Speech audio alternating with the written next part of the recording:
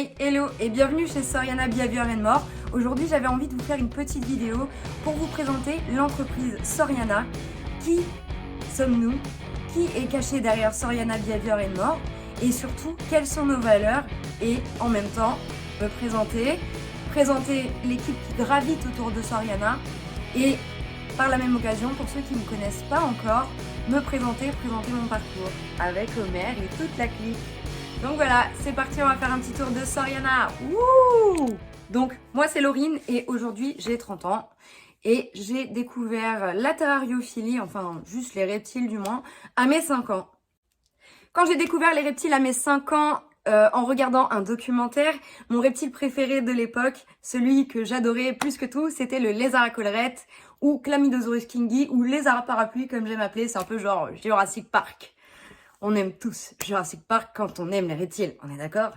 Donc à partir de mes 5 ans, j'ai littéralement saoulé mes parents. Je ne voyais que les reptiles dans ma vie. Je voulais en faire mon métier, c'était sûr de chez sûr de chez sûr. Et j'en voulais un absolument. Et c'est à mes 8 ans qu'ils m'ont offert mon premier reptile. Je voulais un lézard à collerette, mais à cette époque-là, le marché du reptile n'était pas aussi développé. Et du coup, j'ai eu le Pogona viticeps, le fameux agame barbu que tout le monde connaît aujourd'hui. De ce fait, j'ai plongé dans l'univers des reptiles dès mes 8 ans et je voulais en faire mon métier. Je voulais devenir soigneuse en parc zoologique à la base et m'occuper vraiment que du secteur reptile. Et au final, j'ai fini par faire un bac pro et un BEPA technicien conseil vente animalerie pour me rapprocher vraiment au plus proche des reptiles. Et j'ai rencontré NH Reptile à l'époque, qui est ensuite devenu Reptiling. J'ai commencé à faire mes stages là-bas et ensuite j'ai été prise en CDI. Je ne suis jamais repartie et j'ai fini responsable du bien-être animal à Reptiling. Donc je m'occupais vraiment des animaux de A à Z, de la réception, l'acclimatation, des spécimens sauvages comme nés en captivité, certaines naissances, le nourrissage, la vente, les petits bobos, vraiment tout, de chez tout, de A à Z. Et la clientèle, bien entendu, puisque j'aime le relationnel client, j'aime les reptiles et vraiment, c'était vraiment mon métier. Quand j'ai commencé mon stage chez Reptiling, anciennement NH Reptile, j'avais 15 ans à peu près et j'ai quitté l'enseigne Reptiling en 2022. J'ai quand même réussi à aller travailler en parc zoologique, donc au parc zoologique de Thoiry. Et il y avait mon reptile préféré, le varan de Komodo. Donc j'ai pu avoir la chance de soigner des varans de Komodo au quotidien. J'aime vraiment les varans, de toute façon on va le voir après. C'est vraiment un animal qui me fascine et encore plus les varans de Komodo. Donc j'ai eu cette chance de pouvoir travailler avec eux et j'ai vraiment adoré travailler au zoo de Thoiry. À Reptiling, j'ai pu m'occuper de beaucoup de types de reptiles différents et d'amphibiens, lézards, serpents et tortues, et aussi donc tout ce qui est amphibien, les dendrobates, les littorias, les choses comme ça, les grenouilles Pac-Man qu'on connaît bien. Et il se trouve que je ne suis pas une grande passionnée uniquement de lézards, j'aime vraiment tous les reptiles et j'ai d'ailleurs commencé en stage par m'occuper surtout de l'élevage qu'il y avait à NH Reptile à l'époque, qui était composé surtout de pitons et de boa, donc les pitons réticulés nains, dwarfs. J'ai commencé avec ça. Il y avait aussi beaucoup d'aspidites, les pitons en tête noire, les aspidites ramsei aussi, les woma, et les pitons curtus, les pitons breitensteni, pitons brongersmey, blood python. Il y avait aussi donc du boa constrictor, des choses comme ça, du Morelia spilota. Donc vraiment, moi, mon python préféré, c'est vrai que du coup, c'est le premier que j'ai rencontré. Le python réticulé, mais nain, donc les dwarfs. Et j'adore, je suis vraiment fan des couleuvres. Tout ce qui est Pityophis, tout ce qui est Drymarchon, tout ce qui est couleuvre asiatique en général, je les trouve magnifiques, vives d'esprit. On peut énormément travailler avec et c'est ce que j'aime énormément chez elles. Donc je suis capable de gérer autant les ophidiens, donc les serpents, que les lézards, les tortues ou les amphibiens. D'ailleurs, ma grenouille préférée aussi. Donc mon lézard préféré, c'est les varans en général. J'arrive pas à choisir les gars, s'il vous plaît, arrêtez de me poser cette question-là. Les varans, on va dire que c'est les varans. Et en serpent, en python, donc le python réticulé. Mais le nain, j'aime pas les trop gros spécimens, je les trouve pas très gracieux. Et en couleuvre, je sais pas, c'est dur de choisir. Le Drymarchon Coupéry. Et en amphibien, ma préférée, c'est la rainette de singe Philomedusa sauvageae. Donc vous voyez, bon, ce n'est pas un Drémarcon, mais voilà, par exemple, j'ai une couleuvre que j'ai totalement habituée. Ça, c'est un Pitchophis melanoleucus mugitus, couleuvre des pins. C'est un serpent qui a très mauvaise réputation, je trouve ça dommage.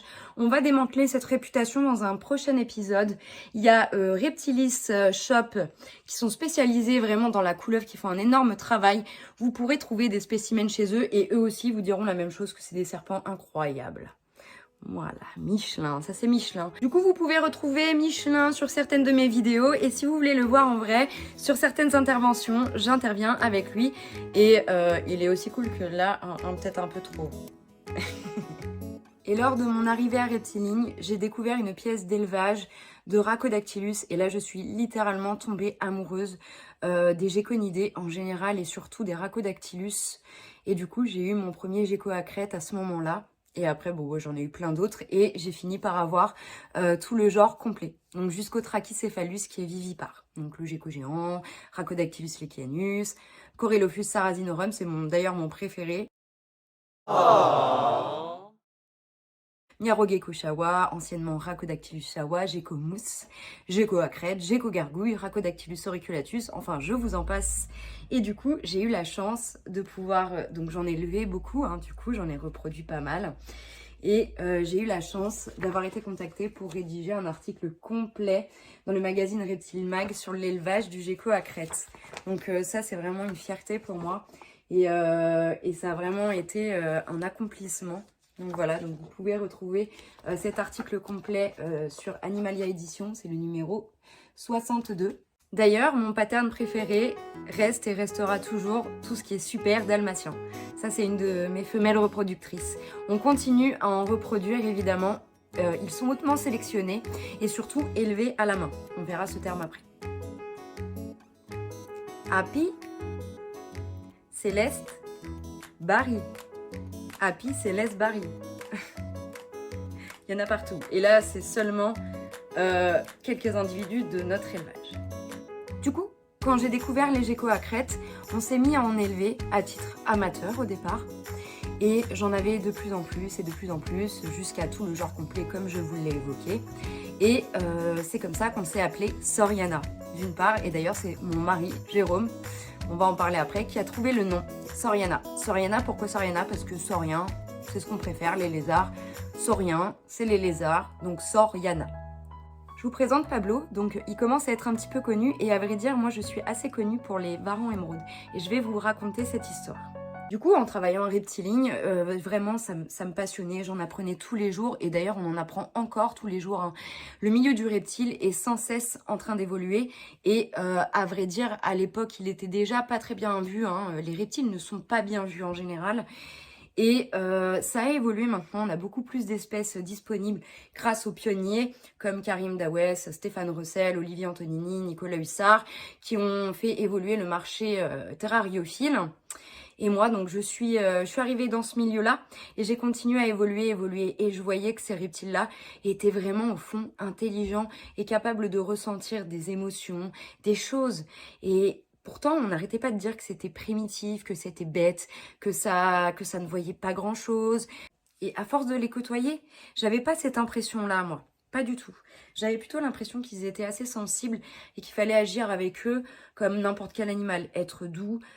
Et surtout, j'aimais vraiment comprendre ce qui se passait dans leur tête. Vraiment. À force d'être en contact constant avec les reptiles, je côtoyais plus les reptiles que les êtres humains, eh bien, je me suis familiarisée avec eux. Et un jour, mon rêve s'est réalisé. J'ai eu mon premier varan émeraude à moi. Il s'appelait Paco. Et Paco, bah voilà, je l'ai totalement désensibilisé. Je l'ai habitué à ma présence. Je l'ai stimulé. Et il avait l'habitude de sortir en semi-liberté. Et un beau jour, une amie m'offre un attrape-rêve assez gros, fait maison. Je le mets en place dans ma pièce en guise de décoration, tout simplement. Comme mon varan se baladait, comme Pablo, partout dans la pièce, il a découvert cet attrape-rêve. Et là, il y a eu quelque chose qui s'est réveillé en lui. Il a découvert cet attrape-rêve, il est devenu fou, il le mordillait dans tous les sens, il jouait avec, il cherchait sans arrêt à aller le retrouver. J'avais beau le déplacer, il était sans arrêt dessus, quoi. Donc je m'amusais à le cacher dans la pièce à divers endroits. Il le retrouvait toujours. Et de là, je me suis dit, mais on dirait qu'il joue avec comme un chat jouerait avec un leurre. N'est-ce pas? Mon chat qui regarde mon varan. Et du coup, c'est comme ça que ça a commencé. Et je me suis dit, et si je réitérais l'expérience avec un autre attrape-rêve plus petit? J'en achète un autre, ça fonctionne. Du coup, je teste avec d'autres attrape-rêves, ça fonctionne. Je teste avec des plumes, ça fonctionne. Et du coup, j'ai testé avec d'autres varans et ça a fonctionné. Donc là, je me suis dit, mais au final, ils sont pas si primitifs et idiots comme on pourrait le penser. Ils sont capables de ressentir des choses, et notamment l'ennui, par exemple. Il manque souvent de stimuli en captivité. Et c'est pas obligatoirement des stimuli en manipulation, ça peut être aussi dans l'environnement. Du coup, je me suis épris de passion pour le comportement des reptiles en général, que ce soit les lézards, les serpents ou les tortues.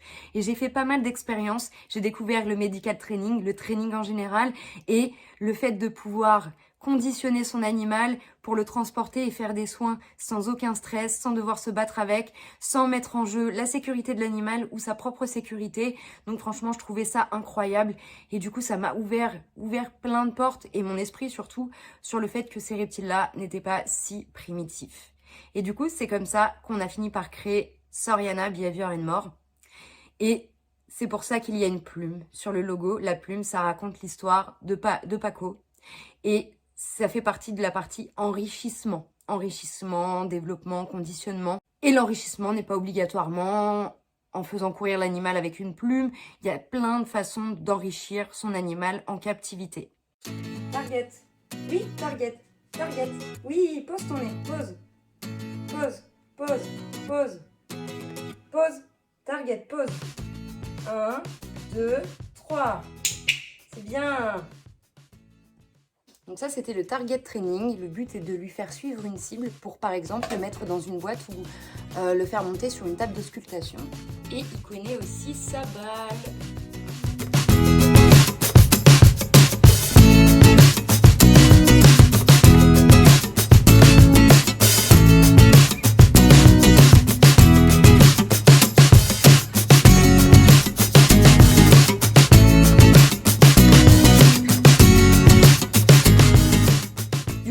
Je voyais aussi donc ces animaux qui n'étaient pas assez stimulés, mais aussi en côtoyant quotidiennement ma clientèle, je m'apercevais que les gens en général se posaient énormément de questions, soit sur le comportement de leurs animaux, soit tout simplement ils ne savaient pas vraiment si la manière dont ils les maintenaient en captivité était la bonne. Il y avait 36 milliards d'informations sur le net, puisqu'ensuite est arrivé les groupes Facebook, après les forums, et tout le monde pouvait avoir et donner son avis sur une maintenance, sachant qu'il n'y a pas une seule recette et la meilleure recette de maintenance. Chaque individu est différent et peut être sensible d'une manière différente à son environnement. Et du coup, les gens étaient globalement perdus et ils avaient besoin d'être accompagnés. Et c'est ce que j'ai fait sur la fin à Reptiling. J'accompagnais la clientèle quand je vendais un animal et je les rassurais constamment. Ils me posaient beaucoup de questions sur mais comment j'alimente mon animal? Est-ce qu'il n'est pas trop gros? Est-ce que la température est la bonne? Et là, à force de voir toutes ces problématiques, je me suis dit mais c'est ça que j'ai envie de faire comme métier. Moi, j'ai envie d'accompagner les gens parce que déjà, j'aime le contact clientèle, j'aime le bien-être animal et les deux ensemble, ça peut vraiment, vraiment, vraiment matcher. Et surtout, aujourd'hui, on est dans une société où plus on avance dans les années, moins il y a de relationnel client, moins il y a de relationnel tout court. Quand vous êtes sur Internet et que vous voulez savoir où est votre colis, vous discutez avec un robot aujourd'hui. Il y a beaucoup de choses comme ça maintenant, on n'arrive plus à avoir des vraies personnes au téléphone. En fait, le lien humain disparaît. En fait, il n'y a plus d'humanité dans un monde où on est humain, où normalement il devrait y avoir de l'humanité. Donc je voulais retrouver cette espèce d'accompagnement personnalisé, avec un échange personnalisé avec mon client, pour l'aider à revoir sa maintenance, à voir si tout est ok, à voir des programmes de nutrition, à revoir et voir s'il y a des troubles du comportement ou comment améliorer la relation avec son animal. Du coup, voyant tous mes clients chercher des réponses, avoir besoin d'être accompagnés, et ça m'a vraiment donné cette idée de créer un tout nouveau concept qui est l'entreprise Soriana Behavior and More. Donc, qui est d'accompagner les gens de A à Z durant toute la vie de l'animal. Et en fait, on n'accompagne pas que les animaux, on accompagne aussi les gens. Donc en fait, On soutient les clients durant toute la vie de l'animal, on les rassure. On est là aussi si les gens ont des projets d'acquisition, peut-être le plus grand projet de leur vie, leur rêve d'avoir un iguane, leur rêve d'avoir un varan émeraude par exemple, ou autre reptile, et ben nous, on est là pour les accompagner sans jamais juger et de façon personnalisée, avec bienveillance. Et c'est ça qu'on a créé avec Soriana. On a créé des coachings personnalisés à distance ou à domicile. On a même fait un coaching à distance au Québec avec un Québécois pour son gecko à crête. Et on continue à se développer dans ce sens-là. Mais on ne fait pas que ça. Du coup, Soriana Behavior and More. Donc, à la base, on s'appelait Soriana. J'ai rajouté ça en bas. Oui, je sais, ça fait long. Vous avez le droit de nous appeler que Soriana. Eh bien, il y a aussi, donc la plume, on sait ce que c'est maintenant. C'est toute la partie training, medical training et enrichissement, des sensibilisations de l'animal. Il y a un marteau. Les varans, ça fait pas de bricolage, on est d'accord. Donc du coup, pourquoi ce marteau? Eh bien ce marteau, il se trouve que c'est une personne, la personne de l'ombre, cachée souvent, qui n'aime pas les caméras, mais qui contribue énormément à l'entreprise Soriana Behavior and More. C'est Jérôme, mon mari, qui est un réel touche-à-tout et qui a créé entièrement les pièces de Soriana, donc la grande pièce d'élevage de 35 mètres carrés qu'on verra dans d'autres épisodes, et la pièce de garde et de quarantaine. Donc il a vraiment tout fait du sol au plafond. Et il crée aussi d'autres choses pour Soriana, et on a encore plein de surprises pour vous au niveau création. Donc il a créé la fameuse Reptile Pocket. Donc il y a tout un épisode sur la Reptile Pocket, c'est la fameuse poche de désensibilisation et de transport pour reptiles. Donc un tout nouveau concept. La Reptile Pocket, le modèle été 2023, noir et kaki avec le plaid gris à l'intérieur, couture verte. Si vous voulez en savoir plus sur cette pocket, il y a l'épisode dédié au Reptile Pocket sur notre chaîne YouTube. Il crée aussi des choses très novatrices comme des présentoirs pour exposer ces reptiles en salon, mais pas les présentoirs escaliers classiques. Non, sinon ça serait trop facile. Non, un présentoir, voilà, à la verticale, avec des compartiments qui peuvent s'agrandir ou se rétrécir, avec des portes uniques. Enfin, Jérôme peut tout vous faire. Donc ça, c'est Jérôme. Donc, et il m'aide beaucoup sur beaucoup d'aspects. Il est vraiment un grand soutien pour moi et il adore les reptiles tout comme moi et c'est lui qui a trouvé le nom Soriana en plus. Et il a aussi ce feeling, ce contact et lui aussi il pense vraiment profondément que les reptiles sont super intelligents et sensibles et qu'il faut travailler avec eux. Et du coup, il n'y a pas que Jérôme et moi qui gravitent autour de l'entreprise Soriana. Il y a aussi Kader. Kader, c'est vraiment une personne qui est ultra connectée. Et c'est pas une métaphore. Il adore tout ce qui est technologie. Alors lui, il peut vous relier une pièce entière, les pulvérisations, les éclairages, les chauffages à distance. Si vous êtes à l'autre bout de la France, vous pouvez savoir comment va votre pièce à reptile. Et aussi, il nous a créé le site internet et il est d'un grand soutien. Il est là pour nous tout le temps. Il nous donne vraiment beaucoup d'idées et surtout, il partage nos valeurs d'échange, de passion et de douceur avec les reptiles. Donc vraiment, il est là pour nous et donc c'est lui qui a créé le site internet. C'est lui qui échange aussi parfois avec vous et qui m'aide aussi à régler des petits problèmes techniques parce que moi, j'avoue que je suis pas une grande amie des ordinateurs. Donc ça, c'est Kader. Et parce que je trouve qu'ouvrir une entreprise, c'est bien, c'est top, c'est à la fois stressant, excitant, c'est cool. Mais ce que je trouve le plus pertinent dans une entreprise, c'est le partage. Et qui dit partage, dit partenaire. J'ai découvert des gens incroyables, déjà durant toutes mes années d'expérience dans le milieu du reptile professionnel et même des clients qui sont maintenant mes amis. Mais j'ai aussi découvert dans le milieu professionnel des partenaires sur qui je peux compter aujourd'hui. Donc, il y a d'abord le Neuf Reptile, donc Pierre, qu'on salue, qui est vraiment un éleveur spécialisé, capacitaire dans les Rhacodactylus en général et autres lézards, même des serpents, qui fait un travail incroyable et qui rejoint nos valeurs. Du coup, je vous invite à aller le voir si vous voulez des informations ou si vous voulez un animal. Et il fait même des formations aux préparations de certificats de capacité. Donc n'hésitez pas, c'est quelqu'un qui est vraiment dans l'échange et dans le partage comme nous. Et après, on a découvert Loma Wild. Donc, c'est un tout nouveau concept, un YouTuber. Donc, à la base, je ne suis pas une grande amoureuse de YouTube. Il m'a vraiment réconciliée avec YouTube. C'est quelqu'un de haut en couleur qui partage des valeurs toutes nouvelles, comme nous. Il a des concepts tout nouveaux et il est pour la nouveauté. Et il est pareil, il a la fibre avec les animaux. Et moi, c'est quelqu'un que j'admire beaucoup. Donc, il y a Loma Wild. Et puis après, ceux avec qui on s'entend depuis des années maintenant. Et on adore leur magasin. Honnêtement, je pense que, enfin pour moi, ça c'est un avis personnel. Je trouve que c'est le magasin le plus beau de France de reptiles parce qu'on adore le bois, on adore... Et ben c'est Reptilis Shop. Reptilis Breeding Center, donc avec Stéphane Russell et toute son équipe qu'on salue, qui sont vraiment pareils dans le partage.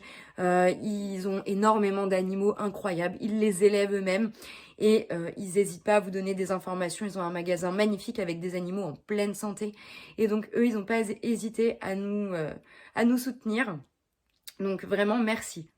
Et il y a plein d'autres personnes que je peux pas nommer tout le monde là dans cette vidéo, que je remercie profondément et je remercie tous ceux qui me suivent jusqu'à maintenant et tous ceux qui nous découvrent et qui adorent notre concept. Du coup, Soriana, c'est la toute première entreprise basée sur l'accompagnement et le coaching en visio ou à domicile pour renforcer le bien-être animal de vos animaux, renforcer vos liens, créer des enrichissements, désensibiliser les animaux, vous aider à en prendre soin et à ce qu'ils vivent jusqu'à la fin sans aucun problème.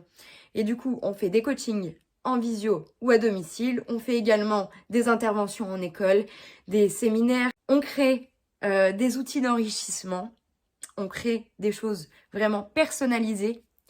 On fait aussi de l'élevage, un élevage de gecko à crête et on s'étale sur le Gastropholis prassina et le Varan émeraude et encore d'autres projets d'animaux et d'élevage à venir.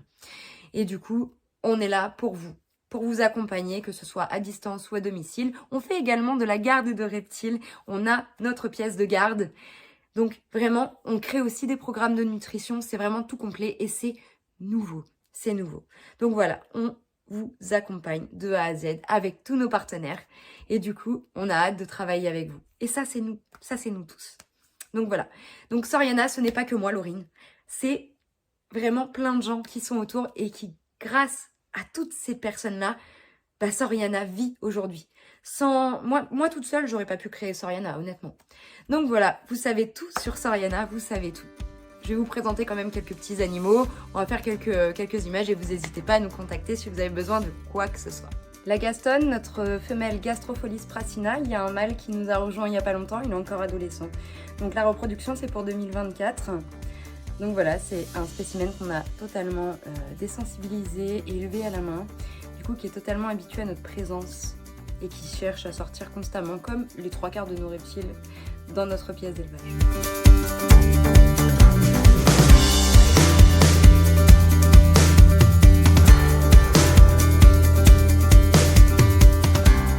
Et voilà, du coup vous savez tout, qui je suis et qui sommes-nous chez Soriana et nos valeurs surtout. Donc voilà, n'hésitez pas à vous abonner à notre chaîne YouTube pour suivre d'autres épisodes. Et je vous remercie du fond du cœur pour tout votre soutien jusqu'à maintenant. Et pour tous ceux qui nous découvrent et qui adorent notre concept maintenant. Donc voilà, avec mon chat Parker, Sphinx, nous vous disons à la prochaine pour de nouveaux épisodes. Ouais, toi t'es pas un reptile, t'es trop à l'aise. Salut! Je dois regarder où?